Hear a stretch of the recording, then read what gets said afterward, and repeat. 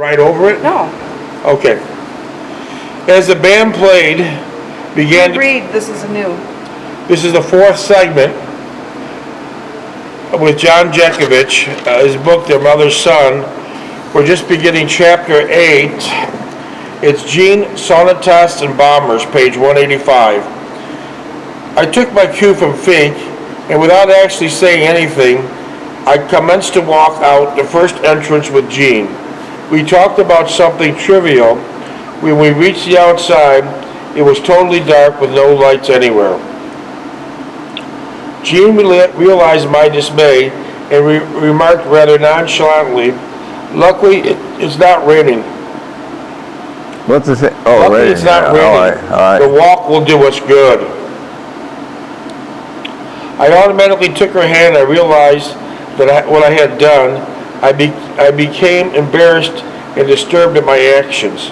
Since she sensed it and said, "Thank you, some of these streets are treacherous at night." All the unevenness and protruding front steps. As we walked and talked, I began to compare her touch of her hand with Anne. Jean's hands were smaller and her finger and nails were not quite as long and tapered as Anne's, and she did not wear any polish on her nails throughout, though they were well manicured. She had held my hand firmly and confidently as she maneuvered along the darkened street. There were no sidewalks anywhere.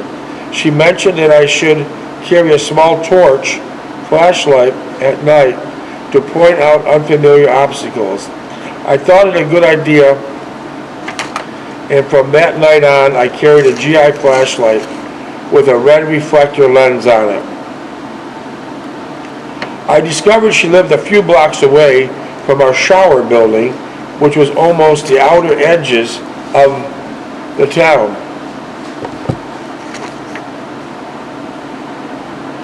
It was a modest cottage, although it did have some garden and was set off the street. The cottages were close together, similar to what were below in the heart of town. Everything was in complete darkness,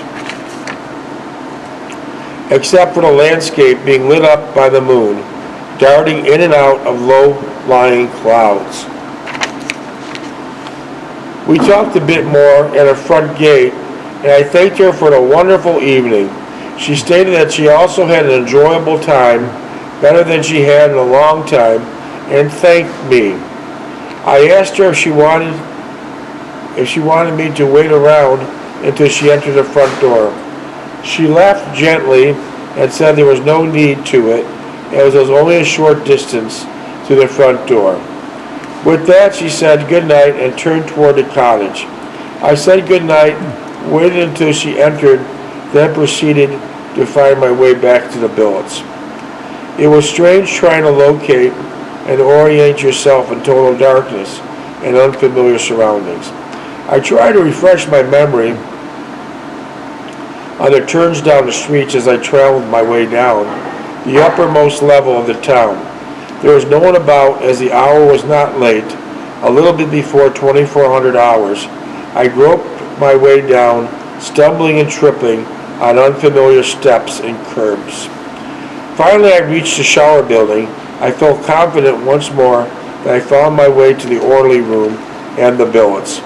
I reached the orderly room, and there was no one about.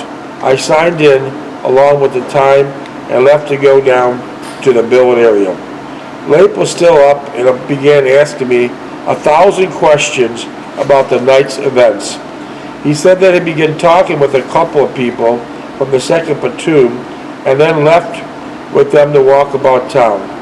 Evidently, it was not too much fun, and everything was blacked out, and after getting lost several times, he made it back to the billets, showered, and got ready for lights out.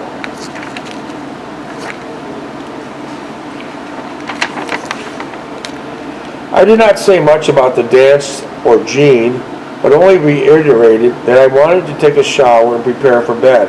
He understood and said good night, and was shortly fast asleep. I threw a couple more lumps of coal on the fireplace and grabbed my towel and toilet articles, and I went down the hallway, waved to the person on the fire watch, and headed for the shower room with a flashlight. The next morning, having marched back from chow, and while still in formation, we were informed by Captain Dreward that there'd be a short hike at 9:30 hours. The uniform of the day would be fatigues, helmet liners, field jackets, personal weapons, and light packs. I was in no mood physically or mentally for a 10 to 15 mile hike, with only 4 hours sleep and a thought of actual combat getting closer by the day. I was just settling down into a quiet, restful atmosphere of this quaint and peaceful hamlet called Haverfordwest. Haverfordwest, yeah. After the hike was relaxing and I enjoyed it. We marched down a regular route as if for chow, Milford Road, Dew Street, and High Street into Victoria Place, and past the mess hall north on A40. About halfway to Wolf's Castle, which was roughly 10 miles out, we rested for a while and then turned back for the final 10 miles back to Haverfordwest. There were no dropouts, and Cap Dreward made the hike with us, but neither Sergeant Whalen nor Rupert accompanied us. There would be only 2 officers, both second lieutenants, whom I've never seen before. Neither of them said much, and I figured them to be ex-ASTP or Air Corps, trying to adjust to life of an infantry officer. We arrived back at the billets at about 1400 hours and hung around the squad room, writing letters and readings or just napping. Waiting until chow, spending the time around the billets was getting too boring, especially during the evening hours. The engineers had provided us with some power, 2 50-watt bulbs in each squad room, operating under 25 cycle, not really enough to read by, to find our way, just enough to find our way about the buildings. Suddenly the thought occurred to me, wouldn't that be nice if I could spend some evenings with Jean, just talking about it being in her company? Anything would be better than this. I thought of Ann and dismissed the idea from my mind. I wonder Ann was doing right now, the exact moment, and I stopped to figure out the time difference. I decided to write another letter, still self-conscious about writing, knowing that someone besides me was reading it. I missed calling her on the phone, and all at once the thought struck how alone and isolated I was. So far from home and no one to talk to other than fellow soldiers. There was a realization that I was almost in the same position that I found myself in at home. I almost was in the same position that I found myself at home. The only difference was strange and unfamiliar environment and hundreds of soldiers to talk to or perhaps to listen to. The bulletin board posted another dance the following Saturday, and I decided to go, but would not say anything to Fink or Leap. I was not too concerned about Fink. It was Leap that would bird dog me all evening. It was not that... 21. Oh, geez. It reminded me of tagging along all times. She could be exasperating, to say the least. The next few days went to assembly and propaganda movies and orientation films in the projection room adjacent to the mess hall. I recalled viewing them at Breckenridge and even at Sam Houston. For the most part, they were boring and uninformative.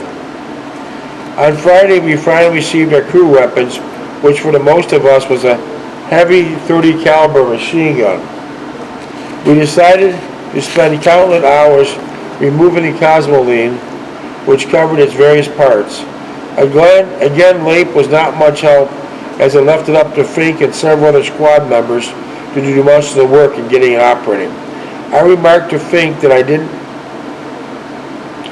how I wondered how Leip was going to make out when we got into combat, since he was having such a tough time holding up his end in the rear area.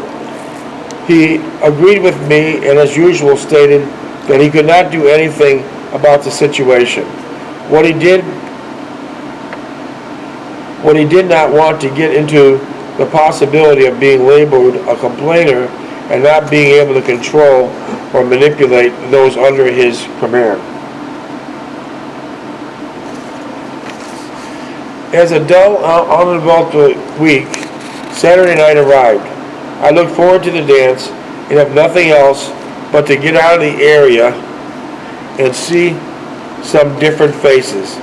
As I shaved and showered earlier this day, I sneaked out while Leip was taking a shower, signed out at the orderly room, and began to walk down to the auditorium. I had no purpose in my mind, nor did I expect anything in going to the dance. It was only a chance to do something else besides sitting around the billets and listening to the same idle channel I had heard 1,000 times earlier. As I got to the auditorium, I could hear the band playing some of Glenn Miller's music. So Glenn Miller's music was pretty popular. Oh, yeah. And it still is today. Still is, yeah. Yeah. Amazing. Stood the test of time. Stood the test of time.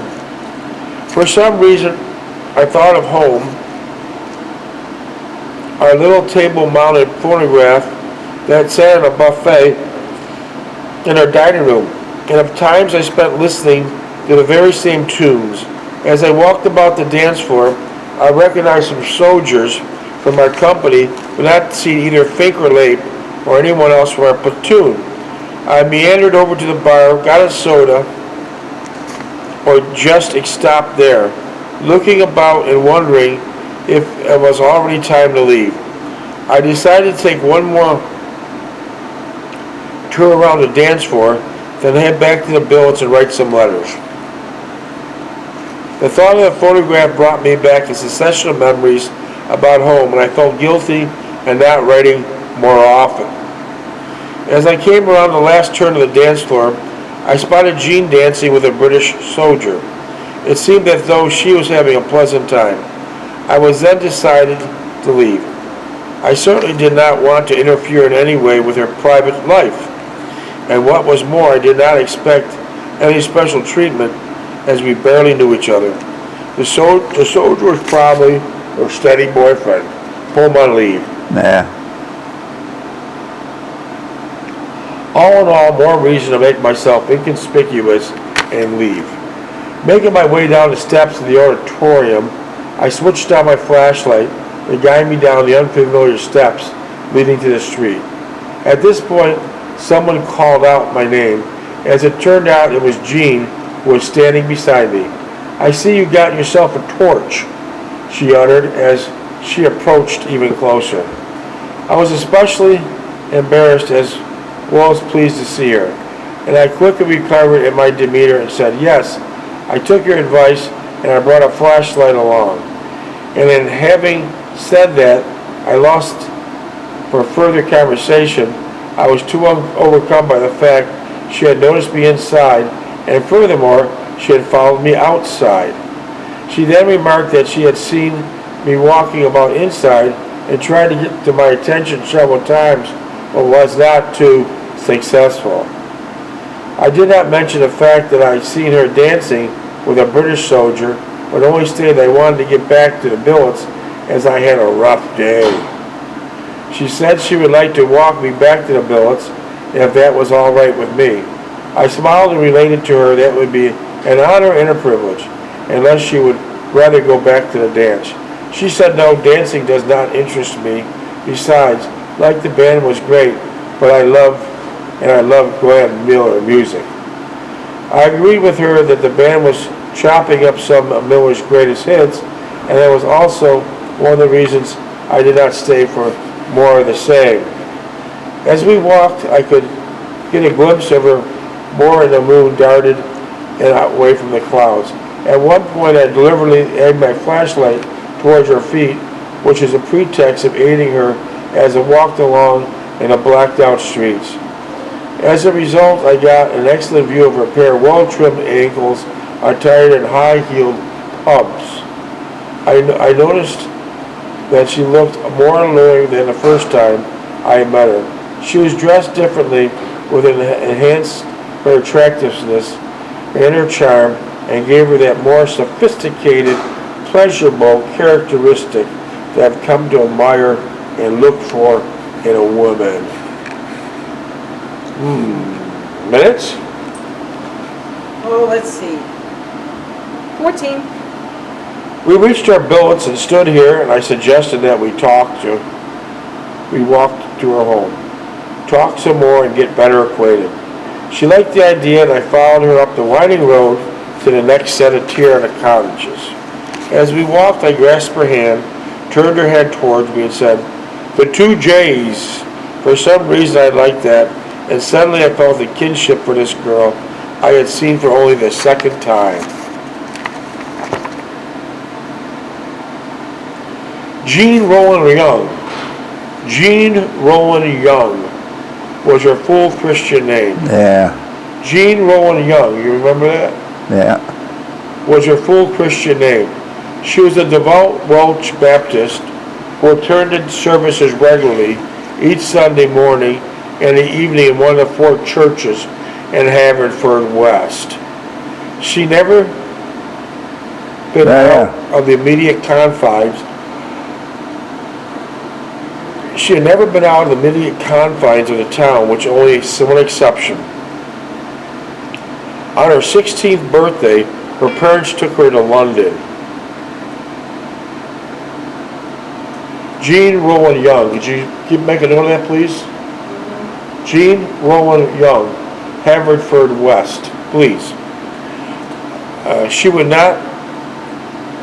not impressed and would not like living there.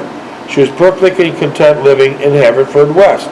She only had a few close friends who also worked with her father. Besides her parents, they were only a source of social contact. Jean stated rather matter-of-factly that she knew many people, but there were only a few that she considered closely to relate to, confide in, and talk to. I was getting the distinct impression that I was falling into that category, and I did not seem to resent it one bit. As a matter of fact, I was flattered and pleased someone like Jean, from a different culture and background, would see in me something that was universal, the feeling of being that unites people no matter what their origin and background. As we made the sharp turn into Parrots Road and Crow Hill from our shower building, the last of the highest tiers in the town, which led to Jean's cottage, the streets were empty of foot traffic and an occasional bicyclist.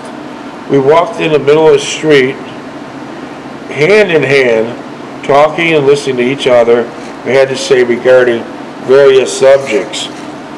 I would react to something strange or difficult in her culture, and she compared to mine, and she would listen patiently and attentively. When I had finished, she would go into a lengthy discourse. Minutes? 11. She'd go into a lengthy discourse of her way was superior. I did not admonish her way of thinking. Rather, I took her side of my issues and discussed it. It was interesting as well as revealing to hear her talk about growing up in a small town.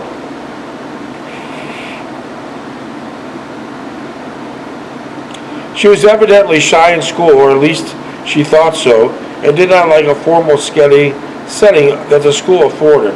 Although she liked most of the subjects, English and history were her favorites.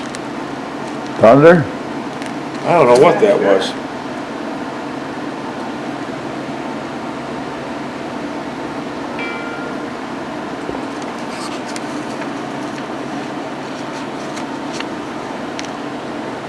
English and history were her favorites. In the middle years, high school, she was editor of the school newspaper, and I told her that I could relate to her to earlier school days, as I too was reserved and aloof in any formal setting. You got the pen over there, can you write down that middle name, Rowan? You got the pen right there.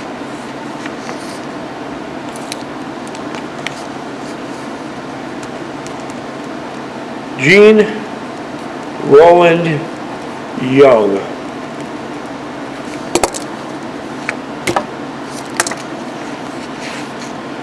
I was surprised and asked if she had ever had snow here. She replied that she's seen snow only twice that she could recall. I then went on to explain the definite change of seasons we had back home. She was amazed and bewildered of the amount of snow we had, also the large swing in temperature we experienced, going down times from 5 to 10 below zero. She was absolutely baffled when I mentioned the fact that the creeks would freeze over the several months and we'd play hockey on them from Thanksgiving to the end of March. It's like Christmas trees. What's that? Christmas trees. Yeah. She really had a difficult time perceiving this, and she was really mystified as how we survived all the long winter months. Her conception of home heating was fireplace, potbelly stoves, central forced air heat, completely arcane to her comprehension. We reached her house and lingered at the front gate, talking about many things, and that surprised her and her others, and she was in total agreement with. As we talked, I began to notice her and automatically began to compare her with Anne. She had dark hair, June had dark hair, barely touched her shoulders, and was also a bit shorter than Anne. Her overall figure was not as well developed as Anne's, but in the same instant, she was several pounds lighter than Anne. Both, I would say, her had attractive figures, and the only difference was how they dressed,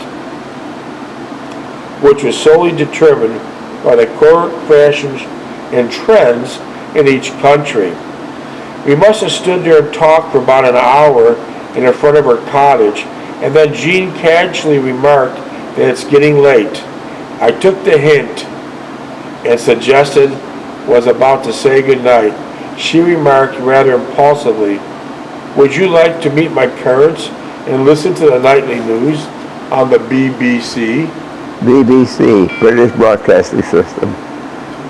Is that what you watch there? No, they watch that every night, 8 o'clock. No kidding. On the radio. Yeah, Minutes. radio, yeah, and there's no TV. No TV yet. No TV. I recalled my thoughts several nights ago and how ideal it would be to visit Jean nightly. With that thought still fresh in my mind, I would like that, and perhaps we should plan for it. She shifted her foot and said, "How about tomorrow evening about 19:30 hours?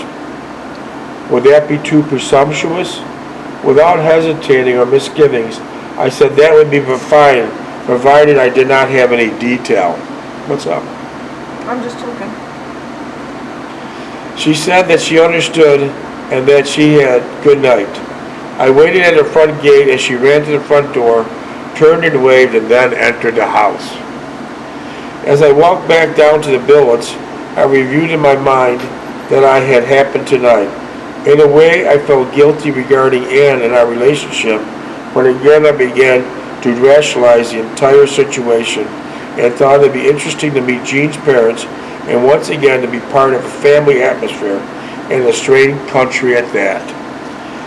I felt better, and I was not really betraying my feelings for Anne, but I was only reacting a bit sincere hospitality from a visited country. Also, we would not be here much longer. We are already into our second week and could possibly ship off in the next few days. I got back to the billets, quietly gathered my towel and toilet articles, went back up to the shower areas to prepare for bed.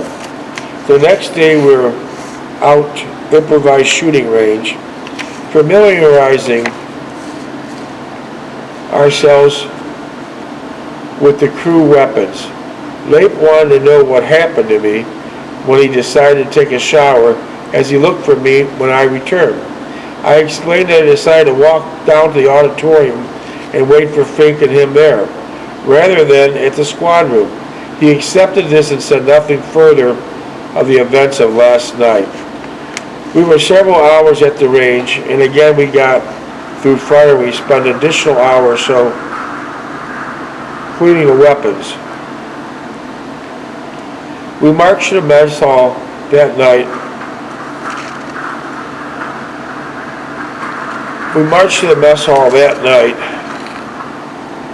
Under a light rain. As it was reached, there we deposited our raincoats in the projection room while we ate. Fink and Leip talked about going to the auditorium that night as they had a movie scheduled. I begged off as I'd rather tried, and I had probably seen the movie several times already. Everyone left for the movie a little after 1900 hours, and I followed a little later. I signed out at the orderly room and Sergeant Whalen was there. He stated I'd better hurry and I'd missed the beginning of the movie. I nodded and left the orderly room. When I got onto the street, instead of turning right, I turned left onto Barn Street, heading toward the shower area and ultimately to Jean's cottage. As I walked up the steep incline of the Barn Street and Parrots Road past the showers, I thought how strange this was. Once again, I was hurrying off to see someone, and it was not Anne. I wondered what she was doing at this very moment, and once again the pangs of guilt overcame me. My first impulse was to turn around.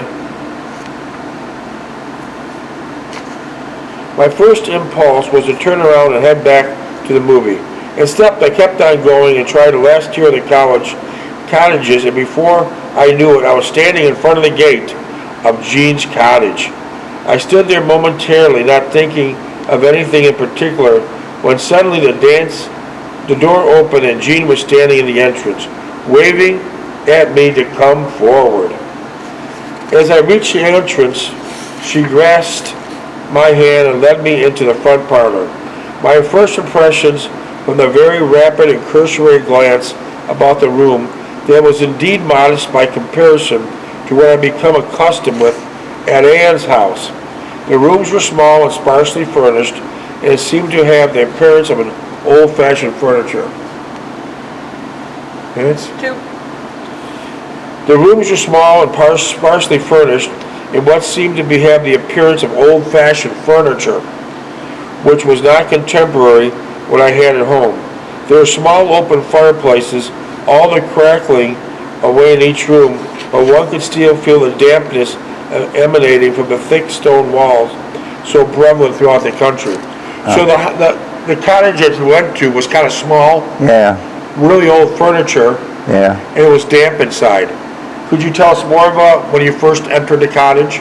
Well, I was uneasy. And what heated the cottage?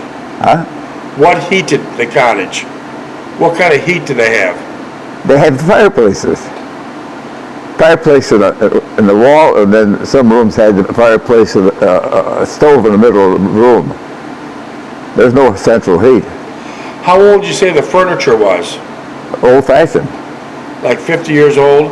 Well, yeah. How was the kitchen? Kitchen was old-fashioned. It was all wooden cupboards, wooden sink, Did they have a toilet inside? toilet inside. Yeah. Okay. They even had a push a well thing on the sink to get water. I see. That's interesting. Minutes? 53. 53. And how about a bathtub or a shower? I didn't get that far in the bathroom. I don't know. I didn't have to go, so I didn't go. What about the hand pump was in the kitchen, correct? It was all wooden cupboards, wooden sink.